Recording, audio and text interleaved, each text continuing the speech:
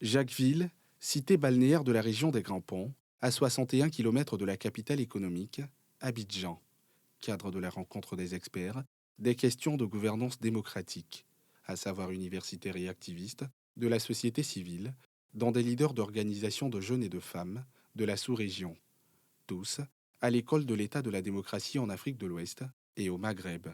À l'ouverture des travaux, contexte, enjeux et attentes sont déclinés. Il s'agira d'aborder autour de chercheurs et d'activistes plusieurs sous-thématiques concernant à la fois la démocratie, la vie démocratique sous les régimes militaires, la question de la participation des jeunes et des femmes, et aussi essayer de monter un programme pour le laboratoire Ouest sur la saison prochaine.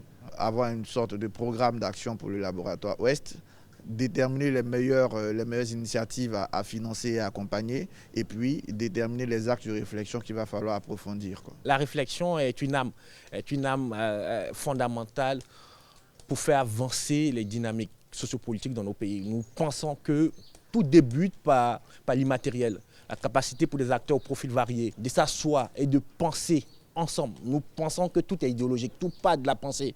Et donc, un tel espace de réflexion va nous permettre de consolider les réflexions sur la démocratie endogène. Nous sommes optimistes.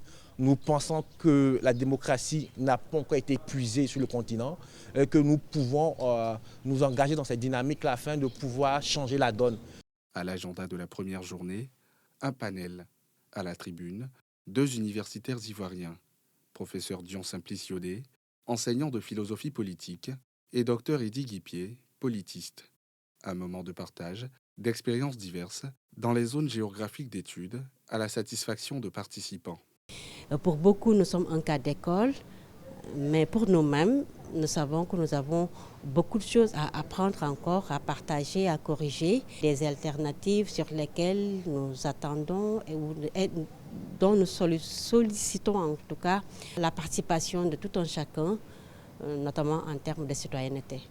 Au sortir de ces échanges-là, chacun pourra éventuellement être un ambassadeur de ces informations et de ces nouvelles connaissances qu'il vient d'obtenir, et il pourra éventuellement les diffuser aux autres. Et je pense que c'est un esprit de co-construction où chacun pourra apporter sa contribution pour la consolidation de l'état de droit, de la démocratie dans nos différents pays. Pour que la démocratie, en tant que principe de gouvernance des États, puisse être effective, le minimum, c'est un cadre de dialogue et de débat.